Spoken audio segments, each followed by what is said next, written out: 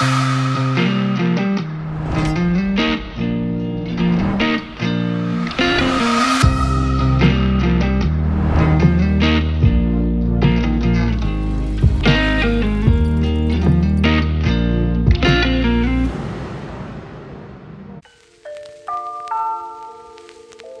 out where all the tools you would need to change a tire lie in your car.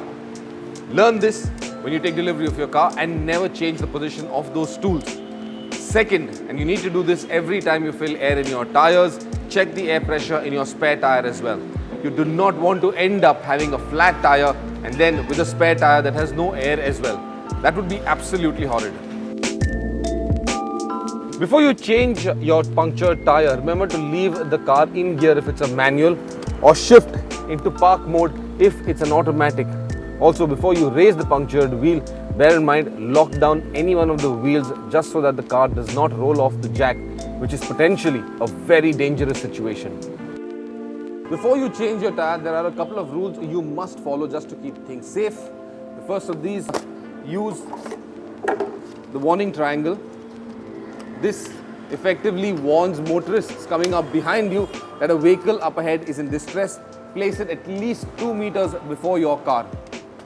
You should also wear a safety vest, a glow-in-the-dark safety vest. This effectively again indicates to motorists that somebody is on the road replacing or working on their car, and especially handy at night. Changing a tire can be tedious and especially hard on your feet. So use a floor mat from inside your car and well, just get down on it because this makes things a lot more comfortable. Before you take out your tire, you need to loosen the nuts, not take them off completely, just loosen them a bit. For the last one, sometimes most modern cars offer a safety nut, a locking nut, and you need a particular tool to get that 5th or the 6th bolt off. Use it. For the next step, you need to jack up your vehicle. For that, you need the jack.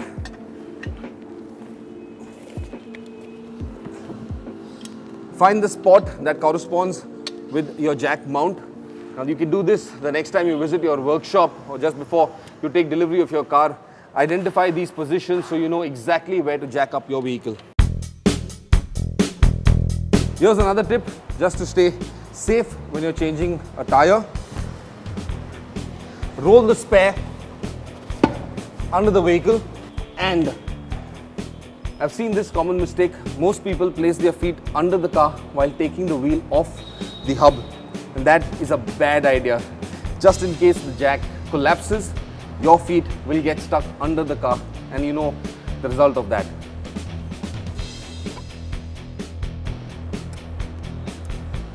When you're done removing the nuts, just remember to keep them in a safe place so that you can find them when you need to place the wheel back on again.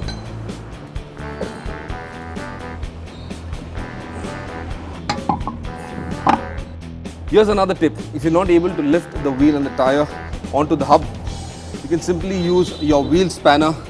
Place the wheel spanner up and there you go.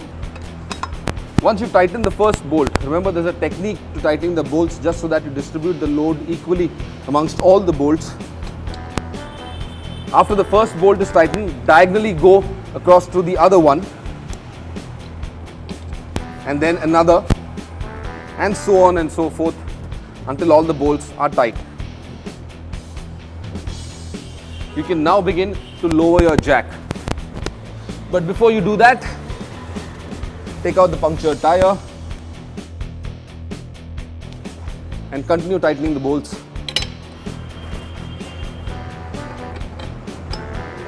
Until they're absolutely secure.